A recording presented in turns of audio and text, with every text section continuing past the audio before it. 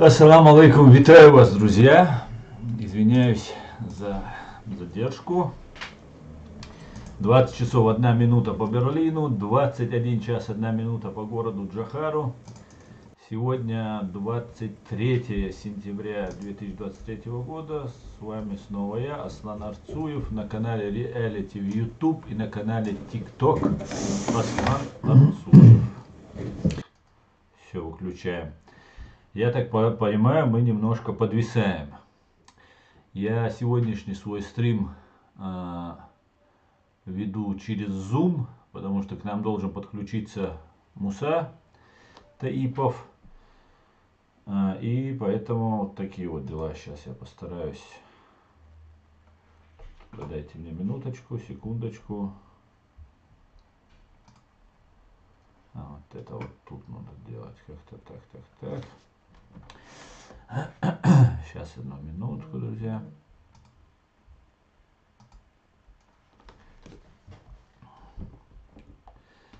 Так, пока. Сейчас.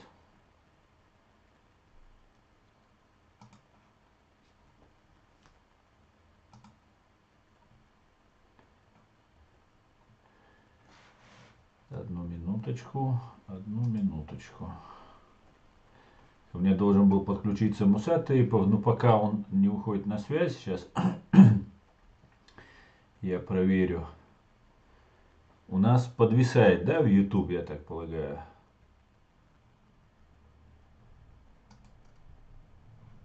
Так.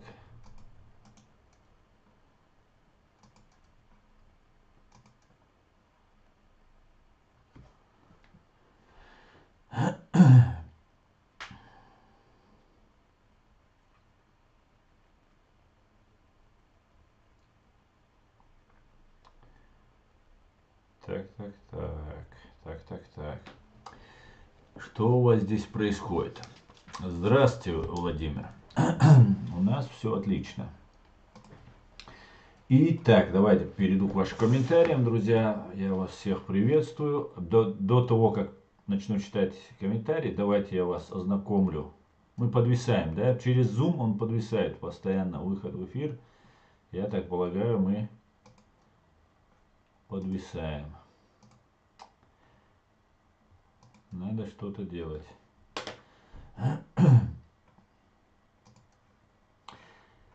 Напишите, если у нас виснет.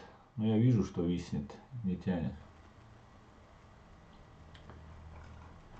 Так, давайте сообщение от Генерального штаба Збройных сил Украины. За прошедшие сутки сообщают нам о потерях фашистов, которые пришли на землю за прошедшие сутки, то есть на 23 сентября 23 года с 24 февраля 22 года. Всего уничтожено 275 460 оккупантов, 510 за прошедшие сутки, 11 танков, 21 одна боевая бронированная машина, 33 артиллерийские системы, 4 РСЗО, 2 антиаэркрафт, 8 БПЛА, 1 крылатая ракета, 26 автомобильной техники и цистерн. С чем я вас всех поздравляю, друзья. Это за прошедшие сутки уничтожено. С чем я вас всех поздравляю. А теперь, ну мы виснем, да, в Ютубе. В Ютубе мы виснем. Все это, наверное, опять атаки. Нет, это, видимо, связано с тем, Озарк Чечня, или кто это говорит, Самур говорит. Это связано с тем, что я говорю с вами через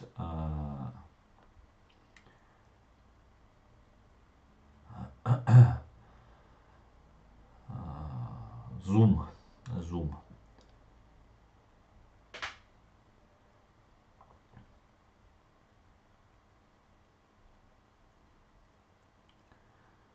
Так. Алейкум салам, всех я вас приветствую, друзья. Ну, наверное, я еще подожду, буквально давай 10 минут, если не получится, что если Муса еще к нам не зайдет, 10-15 минут, И тогда я переключусь на обычный свой режим, чтобы не так сильно подвисало. Итак, друзья, Салам маршал, Хулиль Думасарга, мне и моим братьям и сестрам обидно, что многие потеряли честь, обидно, что мой отец радовался, когда туда даст свободу и не дожил до этого, обидно, что кто-то захватил чужую, обидно, что кто-то боролся за забытой, коррумпированной властью, главное, купается в нашей старой истории, забыл, как убивали столетиями, просто стыдно ходить с поднятой головой перед стариками, матерями прошлого, как они собираются писать историю будущего, Аллах, перед кем мы будем стоять и просить прощения, обидно. Честно, бях мобил, нет бацки. Буря, жизнь продолжается, ничего не случилось. Так что все будет отлично, не волнуйся, не переживай. Все идет путем, как говорится. Все, что не делается, все к лучшему. Это история нашего народа, это история наша. Мы живем в данный момент в этой истории. И поэтому не стоит переживать. Ничего. Делер салам маршал. Хулю алейкум салам Самур Георгий. Я вас тоже витаю. Алейкум ассалам. Вайду маршал душик. Делер салам маршал Георгий. Так, все вновь вошедшие, Череи, Шамиль, Озарк, Андлан, Шамиль, справедливый человек. Все, алейкум, я вас всех витаю, друзья. Саид Мартанхуа, Одинокий и все. Арзамак. Я вас всех, друзья, витаю, сердечно приветствую. Кадыр Ели Аслам, по моим данным, он не умер одинокий. Кадыров не умер. То есть физически не умер. Духовно, морально, нравственно человек умер, наверное, еще, при рождении не скажешь, конечно, но как только стал взрослым, самостоятельным, дееспособным человеком, сразу, видимо, тогда и умер. Поэтому и умер Кадыров или не умер, знаете, чеченцы, все хотят на этой земле убить Кадырова и сдвинуть Путина. Но никто не хочет дать свободу чеченскому народу, наказать виновных за геноцид. Даже Украина, тот же президент Украины, который выступал недавно, позавчера в ООН, сказал про преступления, совершенные Путиным в Сирии, даже пятидневную войну в Грузии упомянул, конечно же, геноцид в Украине, и не сказал ни словом про Чеченскую республику Ичкерия, про чеченский народ, который эти 30 лет сдерживал эту орду благодаря чеченскому народу, президенту Джохару Дудаеву. Мы оказывали яростное сопротивление. Именно за это время выросли такие генералы, как Залужный, другие огромное количество украинских офицеров, которые жили в свободной стране. Также выросли молодые пацаны, которые, на чьих плечах сегодня ведется эта война. Да? Война дело молодых, когда-то пел Цой. И это совершенно верно. И эти люди бьются, как мы видим, отчаянно, дерзко, смело. И Владимир Зеленский, я не знаю, какую ненависть он испытывает к чеченскому народу. Или это связано с тем, что Украина принимала участие в войне, в геноциде чеченского народа, помогала России. Я не знаю, потому что вчера буквально, позавчера, во время нашего стрима, мне писали, что много людей принимало участие со стороны Украины в войне против Чеченской республики Ичкерия на стороне фашистской России.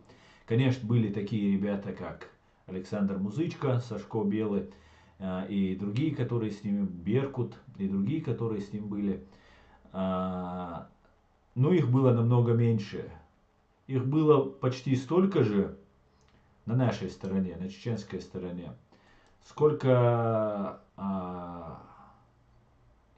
наверное, больше героев со стороны фашистской России украинцев, получивших награды, ну, намного больше было, чем те украинцы, которые сражались на нашей стороне. Конечно же, украинский народ сегодня вытягивает эту страшную войну на своих плечах. Конечно же, украинский народ героический народ. И говорить о том, что весь украинский народ в чем-то виноват, я, конечно, не буду и не имею права. Но нужно какое-то объяснение нам, чеченцам, которые буквально неделю назад погибло из 2 батальонов погибли чеченцы, из батальона шейха Мансура и Джохара Дудаева, которые сражаются на стороне Украины. Погибли еще другие там ребята, кроме чеченцев. И искренние соболезнования всем погибшим дал Азот Обалдуэльте, дал Депал Бойлиш. Но объяснения для чеченцев нет. А я пытаюсь объяснить чеченцам ситуацию, происходящую ситуацию в чеченском политикуме, пытаюсь объяснить общую ситуацию в мире и в Украине в частности. Но кроме объяснения того, что какая-то неприязнь, какая-то ненависть, был бы это другой президент, был бы это президент, который пришел к власти в России в 2014 году, допустим. Но нет же. Это тот же самый Путин, который взрывал в 1999 году своих граждан, чтобы обвинить в этом нас и напасть на нашу страну. Это тот же самый Патрушев, который сейчас воюет, нарушая международное право, гуманитарное право, правила ведения обычаев и законов войны. Как это возможно? Мне это сложно понять. Я понимаю, что в Украине есть предатели. Я понимаю, что огромное количество этих предателей. И благодаря, вопреки всем действиям всего мира, украинцы сейчас добывают победу, добывают каждый день ценой неимоверных жертв, труда, усилий, добывают победу для своей страны. И в это время нас признает Верховная Рада Украины, наша территория оккупированная, геноцид над нами совершен. Но молчит президент, офис президента, не говорит ни слова про чеченцев, не говорит ни слова. Более того, перед войной, если вы помните, батальон шейха Мансура внесли санкционный список. Вы понимаете, что это было? Понимая, что сейчас русские нападут, об этом американцы говорили. И это было уже понятно тому, кто в теме. Это я мог не верить, что может Путин пойти на отчаянный шаг. Потому что я не знаю, насколько, не знал, точнее, до конца не понимал, не осознавал, насколько глубоко сидят российские агенты в украинском обществе. Видимо, рассчитывая на них, Путин, полагая, что справится, и имея эту информацию, вот поэтому он пошел с войной на Украину. Ну вот, произошло то, что произошло. В итоге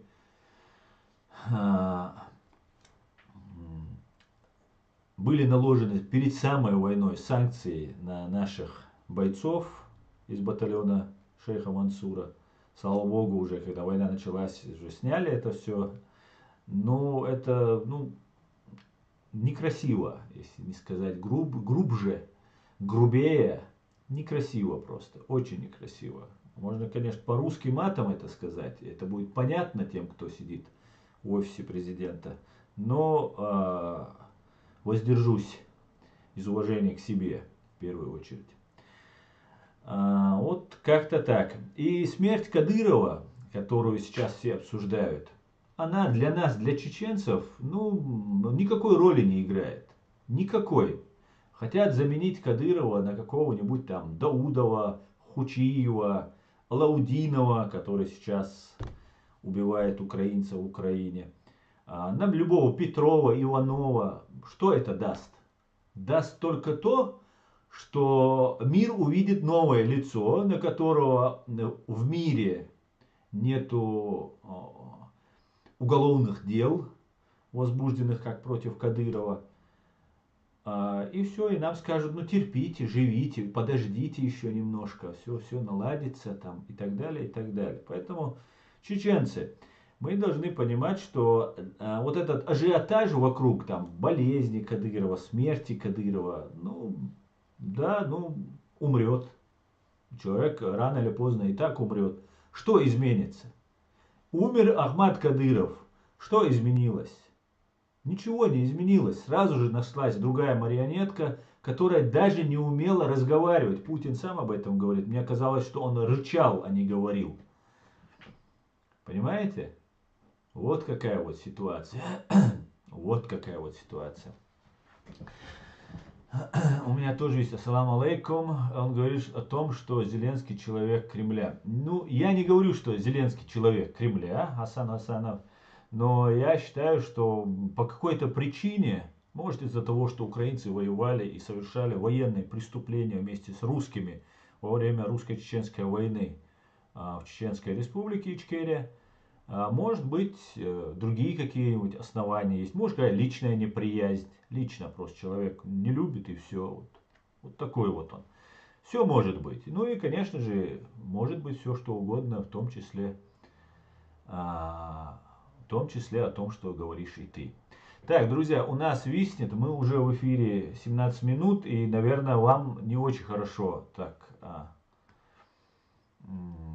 смотреть, поэтому давайте я постараюсь выйти из зума и включиться так. Поэтому в ТикТоке все нормально, для ютубовцев я это говорю. Сейчас я постараюсь сделать что-нибудь, что...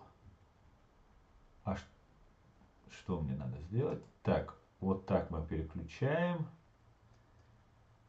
Освободила Шермуда. Мы должны вернуться. Так, мы вернулись, друзья. Ну-ка. Все, мы вернулись. Отлично. Теперь у нас будет намного лучше видно. Так, мы... Так. Все.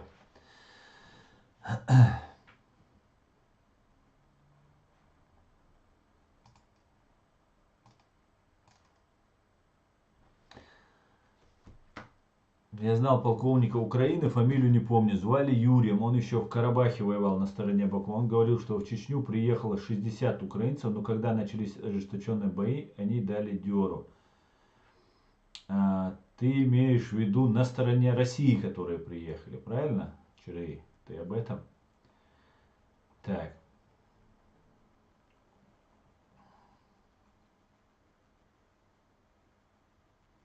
Ну, всех нововошедших я вас приветствую, друзья. Я вас всех витаю. Так, давайте я сейчас перейду. ТикТок. Друзья, пишите ваши комментарии, ставьте лайки и распространяйте ссылку на наш стрим. Вчера я должен был вас включить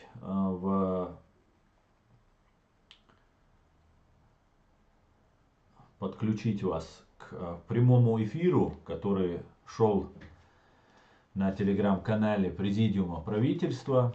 К большому сожалению, я не смог этого сделать, но я постараюсь обязательно в следующий раз это сделать. Обязательно. Посмотрим. Добрый Нино, добрый его, витаю, Амарджоба. Слышим и видим. Отлично, раз видите, слышите. Вот, смотрите, поделился трансляцией. Я вас прошу всех поделиться трансляцией в WhatsApp, в Facebook, где везде, в Telegram. Призываю вас поделиться. Ва алейкум ассалам, Хамзат, Машуэль.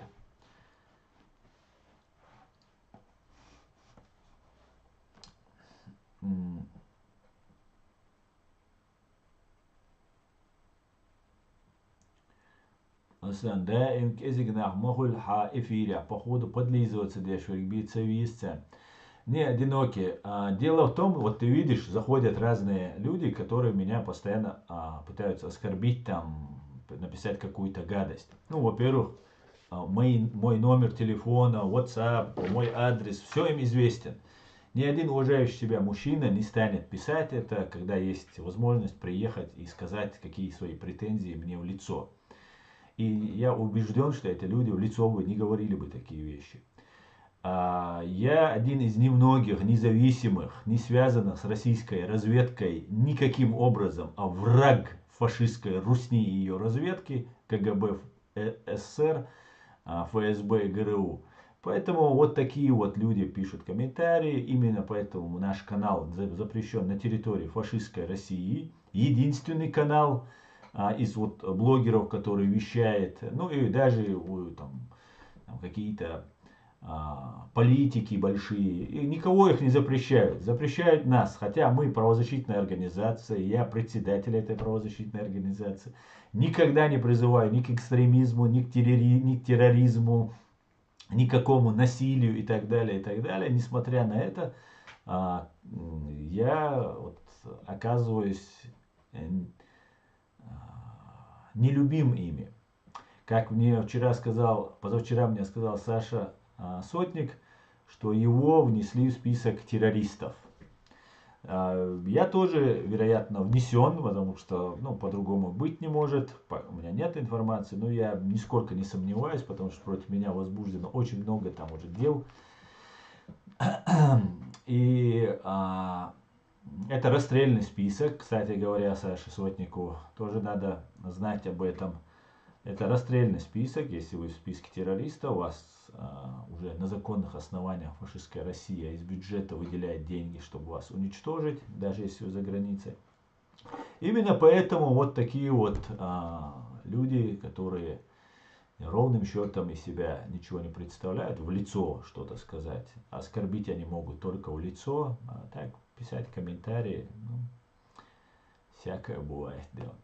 Поэтому и нас задвигают, нас атакуют постоянно, DOS-атаки бывают, отписывают наших подписчиков, заносят нас в серый бан, и так далее, и так далее. Поэтому как-то так, да.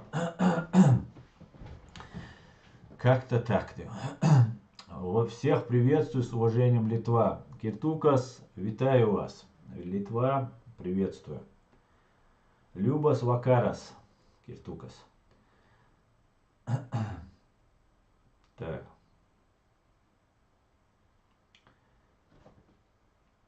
Амин, одинокий. Амин. Так.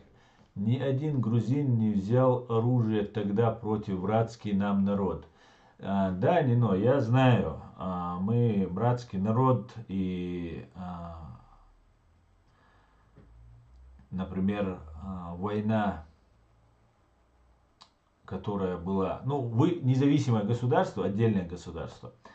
И вы всегда были нам помощью, поддержкой. И так и должно быть. И мы так будем. Да, Мула.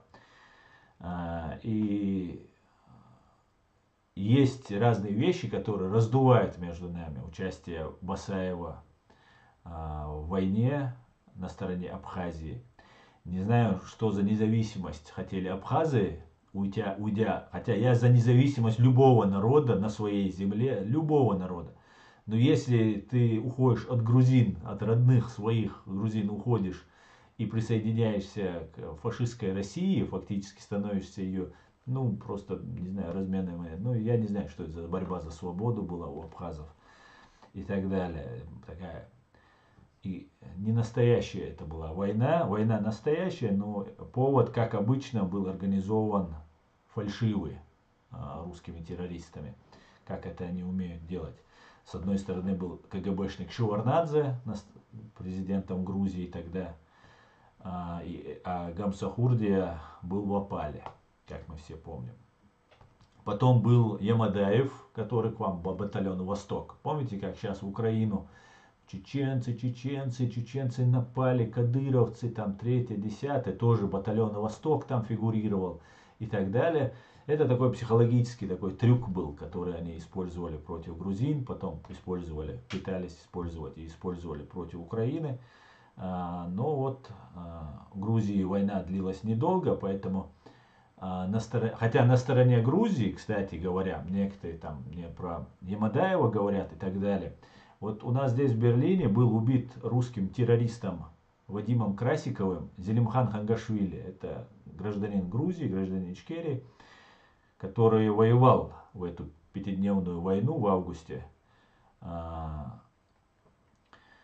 2008 года. И я думаю, много было чеченцев, которые были на стороне грузин. И до сих пор есть, и будут, всегда будут. Как-то так, друзья, как-то так. Добрый вечер, Аслан. Как вы считаете, Юлия Латынина независима от власти Путина? Георгий Королев, добрый вечер. Я со всей ответственностью вам заявляю, Юлия Латынина не независима ни от власти Путина, ни от режимов КГБ, ФСБ, которые находятся в фашистской России. Я потрясен всем, что происходит в украинском медиапространстве. Я просто с первых дней, от первых дней они еще не так это делали. Первый был Фейкин и Гудков, которого как бы потихонечку нам пытались представить. Потом все-таки с Фейкиным пришлось расстаться. Теперь Арестович рекламирует Латынину. Ни один человек, который находится в фашистской России, он не независим. Если он говорит на политические темы, обсуждает, и к нему домой никто не приходит. Это абсолютнейшая, наглейшая инсинуация. Это неправда. Соловей, например, которого уже, я не знаю, Билд есть у нас такое русскоязычное немецкое издание, Билд, туда приглашают Соловья. Вы можете представить, человек КГБшник, МГУ преподаватель, ну, Гибнюк, самый настоящий, нагло лжет. Он уже лжет уже 1,5 года, что Путин завтра сдохнет. Много чего он там налгал, я уже его перестал смотреть, потому что уже просто невозможно это смотреть. Но нет, он сидит, и Латынина, и Соловей сидят, ну может Латынина сейчас выехала, не знаю, Соловей сидит в Москве, вещает в своей конспиративной квартире. Это его такая специальность. Я убежден, что это не его квартира. Он приходит как на работу, сидит там, ничего никогда не двигается. Потом я как-то об этом говорил, начал что-то там где-то переставлять. Там. Конечно же нет. Ни одного россиянина, ни одного россиянина, ни одного человека, который раньше был в пропагандистах у Кремля, у ФСБ, у ГРУ, они делятся. Да? Например, Муждабаев был у ГРУ, у военных был, потому что московский комсомолец принадлежит военным. Как я это узнал, я вам тоже это расскажу. Ну, это понятно, что много там есть фактов, доказывающих, что это военная газета «Московский комсомолец». Как-то Путин начал мочить, не Путин, ну кто-то начал, Путин, ну Кадыров, значит Путин, начал мочить ямадаевцев, и двоих замочили, и третий брат, как его, Иса, по-моему, звали, обратился через эту газету к Медведеву, тогда Медведев был президентом, ну так, номинально. И было понятно, что все против были Ямадаевых, и только военные поддерживали, потому что это были люди российских военных. И ему предоставили площадку именно вот этому Исе. Ямадаеву предоставили площадку на московском комсомольце. Там был очень сегодня такой рьяный защитник Украины, борец просто за Украину, за крымских татар, Муждабаев. Извинялся он, все такое. Я просто читал этот «Московский комсомолец», постоянно его читал, как знать, о чем говорят враги, про нас, про чеченцев. И такой гнусности, такой гнилости, такой подлости, ну, вы нигде не прочитали бы. И интернет-издание читал, и газету каждый раз покупал. Поэтому я не верю никому из них. Никому. Если хотим мы почитать, я не верю не только им, я не верю тем, кто при Януковиче у вас на Украине был. Вот как-то так вот, если развернуто, Георгий, отвечать на ваш вопрос, я не верю. Не верю ни Юлии Латыниной, ни Соловью, ни Фейкину, ни Гудкову, ни Пономареву. Кто у вас там еще орудует?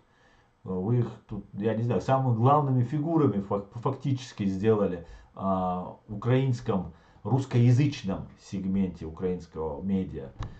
Поэтому Фейгин, он не в России, и Латынина. Ну, Латынина, может, и выехала, а Фейгин, по-моему, во Франции. Это я знаю. Но Фейгин воевал, это военный преступник, воевал под началом Радка Младича. Снайпером был. Радко Младич, как мы знаем, это убийца боснийцев. Был осужден международным судом в Гааге, признан военным преступником. Он у него там работал снайпером. Есть фотографии, где он там с пулеметом, со снайперской винтовкой. И самое интересное, друзья, самое интересное, это такая группа, большая группа провокаторов, которые начинают войны. Самое интересное, что во время, когда Фейкин под руководством Радка Младича убивал боснийцев, там же как раз убивал боснийцев и как же его, Гиркин, Игорь Гиркин. Они друг друга знают, понимаете? И самое интересное, еще один интересный момент, это вам так, для размышления, друзья, чтобы вы понимали, что такое. В 99 году, когда русские взрывали, ФСБ взрывала русских, фоторобот, первый фоторобот, потом он был заменен, этот фоторобот, одного из террористов, который закладывал мешки в подвал дома в Рязани, по улице Новоселова, 16/14. Очень похож фоторобот был на террориста Гиркина, на Игоря Гиркина. И в 2014 году, когда Гиркин, как он говорит, поджег фитиль войны, что это он поджег фитиль войны, что он начал эту войну там, и так далее, я читал о нем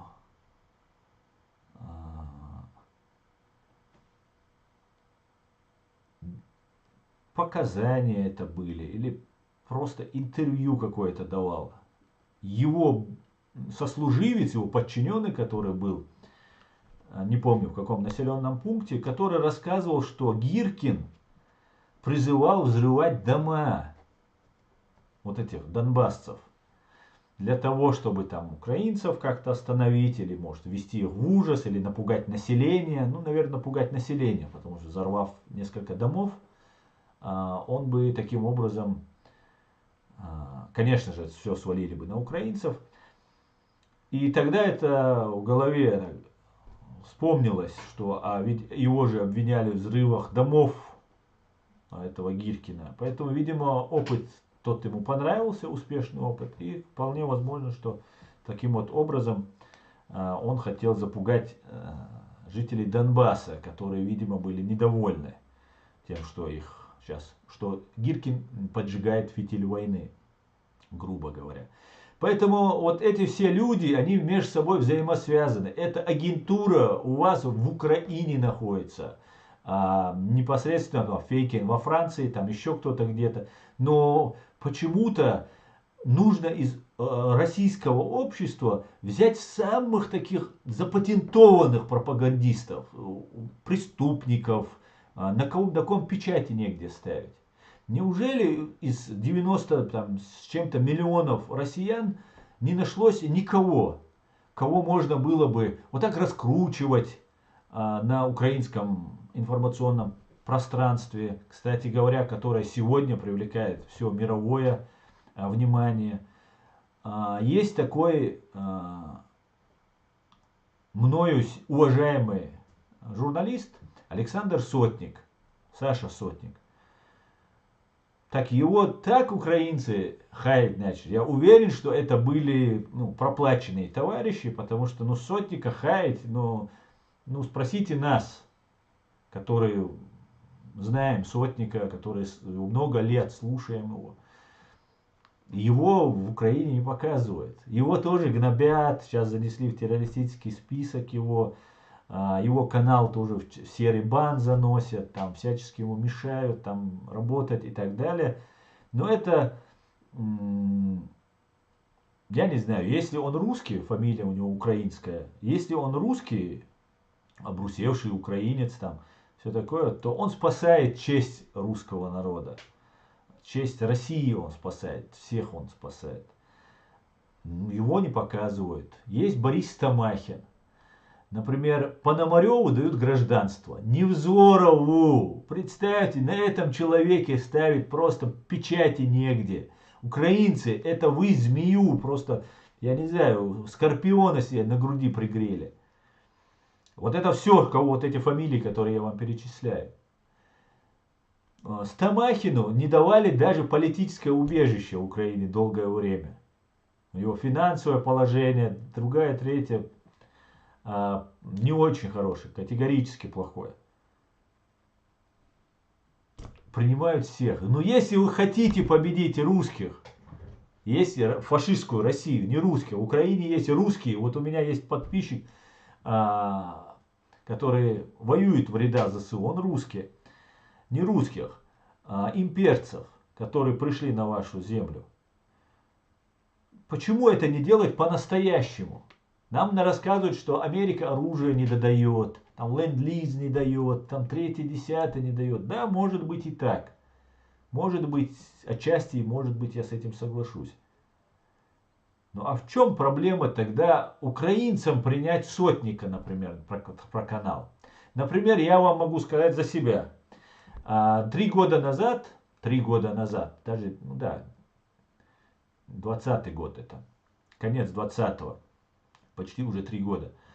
Человек, представляющийся из правительства, так называемого правительства, которое на самом деле не является Ахмеда Закаева, который, кстати говоря, Ахмед Закаев у вас тоже там обосновался, там себя неплохо чувствует.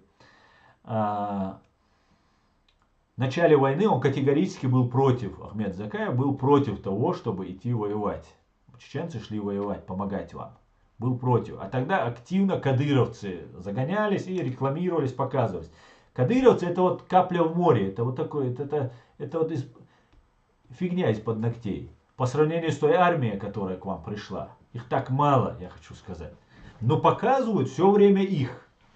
Или как там блестящего адвоката, как он о себе говорит, Фейкина, тоже рекламирует. И тогда Ахмед Закаев был категорически против, чтобы чеченцы помогали украинцам. Но, несмотря на это, Муслим Чеберлоевский и Иса Мунаев поехали. И, как мы знаем, огромная благодарность за то, что они таким образом сбили эту волну. Как будто не Россия напала, получалось, на Украину, а чеченцы напали на Украину. И человек из правительства Ахмеда Закаева представился мне и пытался меня вербовать. Я это много раз рассказывал. Вербовал меня на разведку, российскую разведку, военную разведку.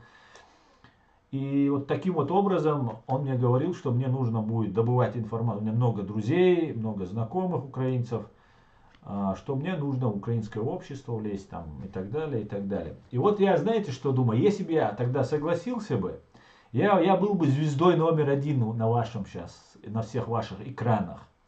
Ну, я написал в полицию заявление, придал весь этот факт огласки и так далее, там, и так далее. Хотя этот человек сейчас, Ахмед Закаев от него открещивался, говорил, что он ничего не знает.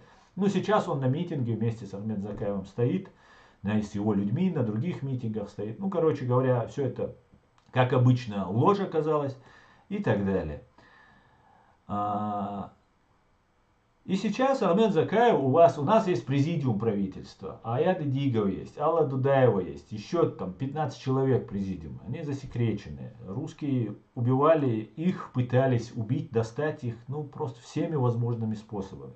Несмотря на это, наша власть, наше государство, наши представители народа, которые избраны народом, представляют судебную власть, депутаты, там, ну, разные там люди, которые засекречены, я тоже не знаю про всех их, кто там есть кто. Но сам факт, то, что эти люди остались живы, и, кстати говоря, Невзоров по этому поводу недавно сокрушался, что дудаевцы, приверженцы идеалов Дудаева, это приверженцы не идеалов Дудаева, а приверженцы идеалов чеченского народа, свободы и независимости.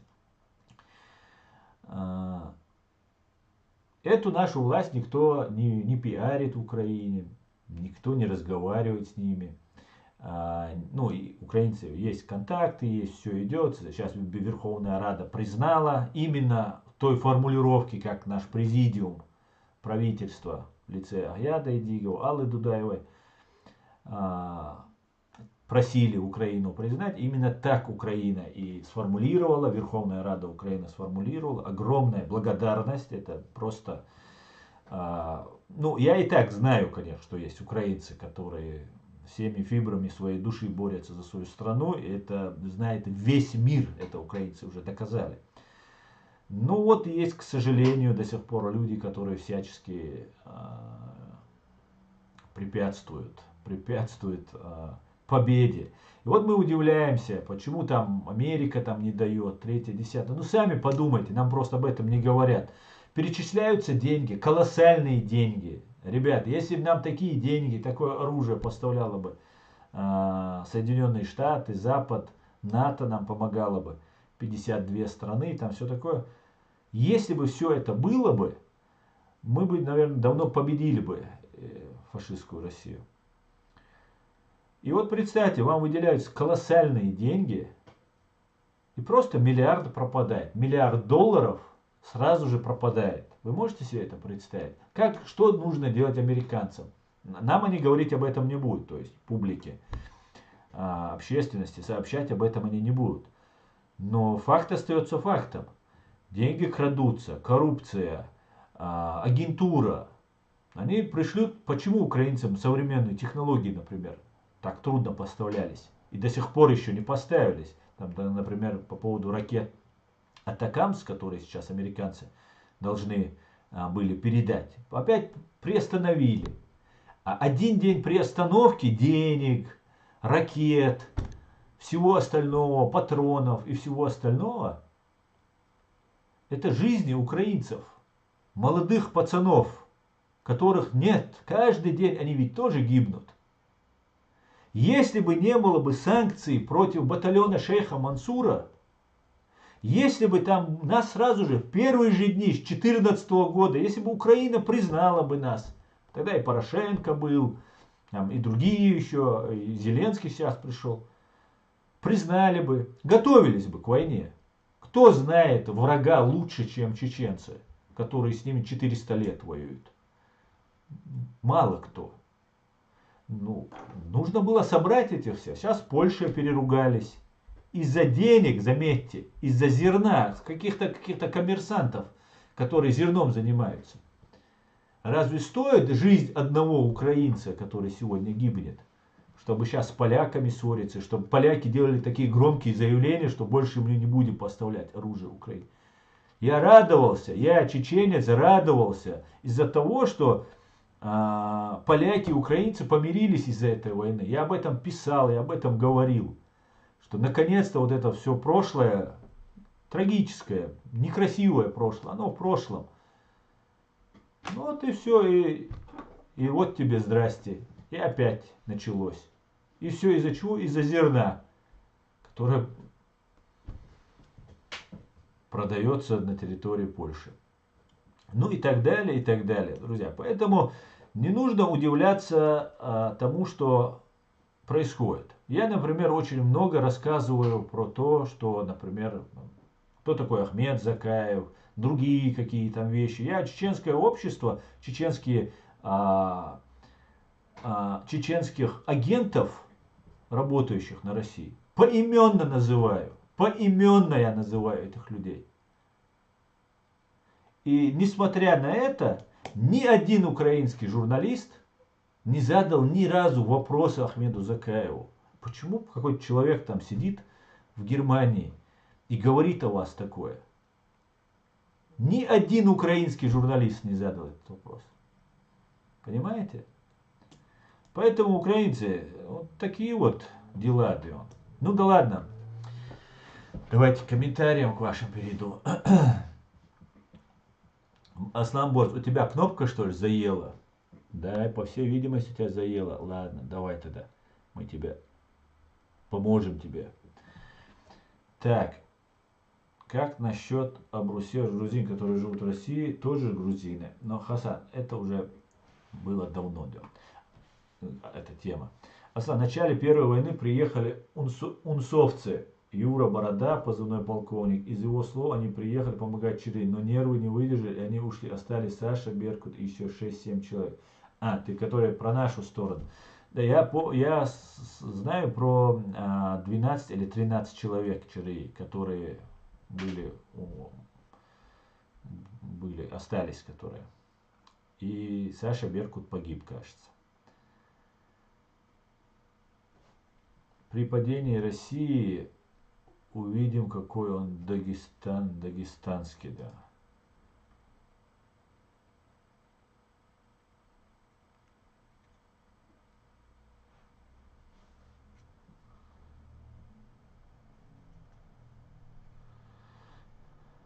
С Польшей вообще институция. Так, будет историческая справедливость восстановлена. Вот так.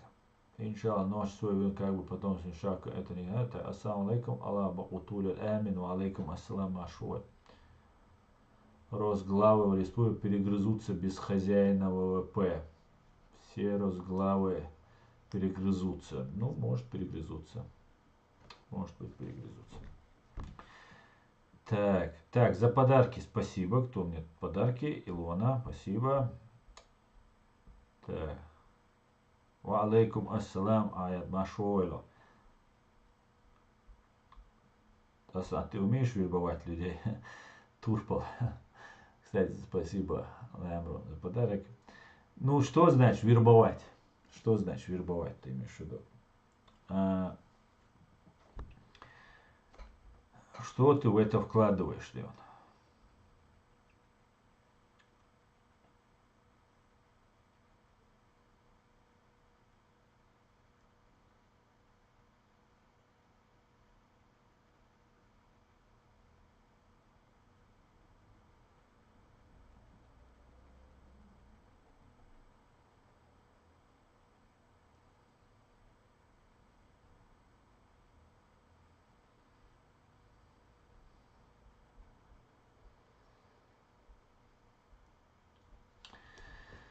Так, где?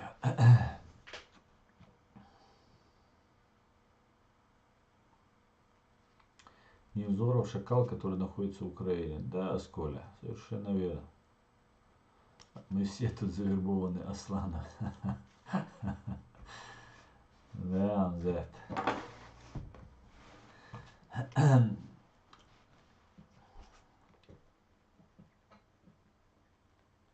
Сашко Музычка и имя Беркута я не помню.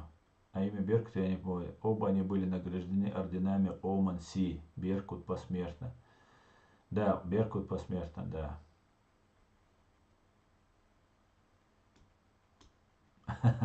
Аслан не смог завербовать одну леди, или как там было ее ник. Он не может. Добрый вечер. Добрый, Ирина, здравствуйте.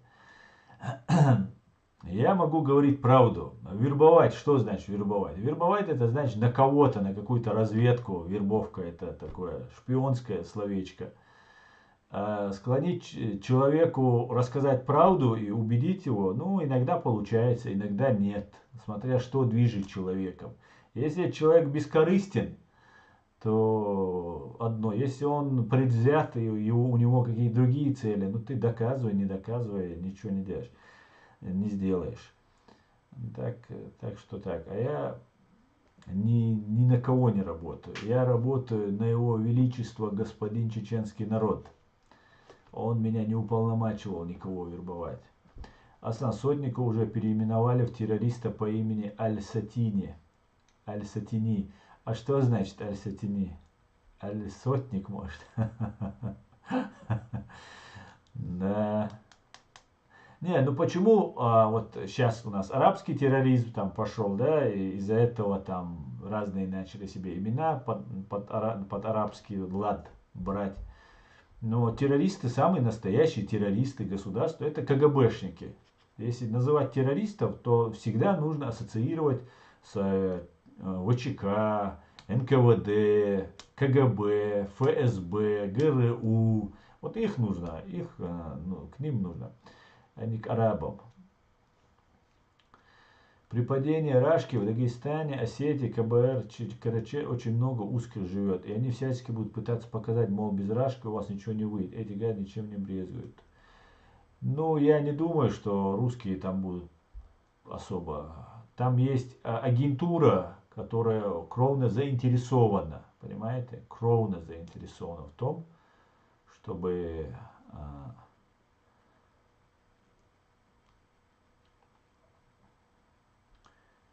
сделать все возможное,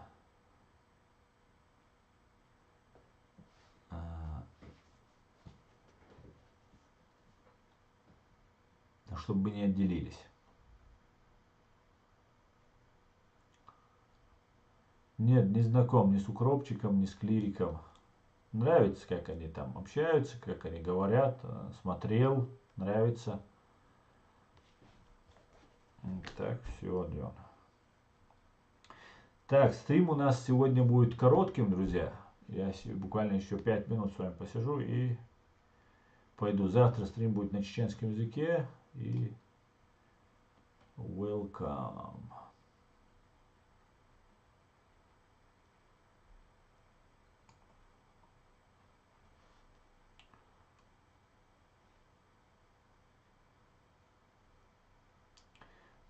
Да, что Соболь говорит, Чирый?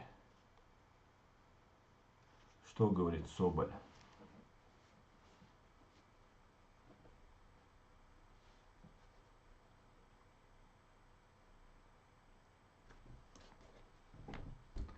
Так, друзья, мне уже нужно идти, Лен.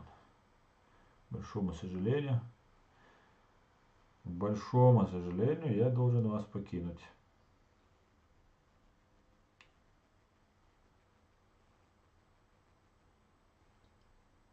Ага.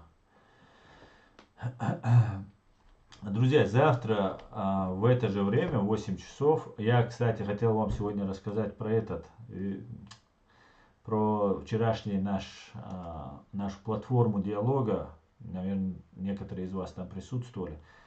Но, к сожалению, хотел с Мусой это сделать, но Мусы нет, поэтому поговорил и сам хотел рассказать, но, к сожалению, не рассказал вам. Друзья, я на этом свой стрим закончу, мне реально нужно бежать. Завтра в 8 часов, как обычно, на чеченском языке. В понедельник на русском, друзья. Не пропадайте, не исчезайте. Всего самого хорошего, друзья. Слава Украине! Все будет Ичкерия. Дал Мула. Господи, благослови Америку.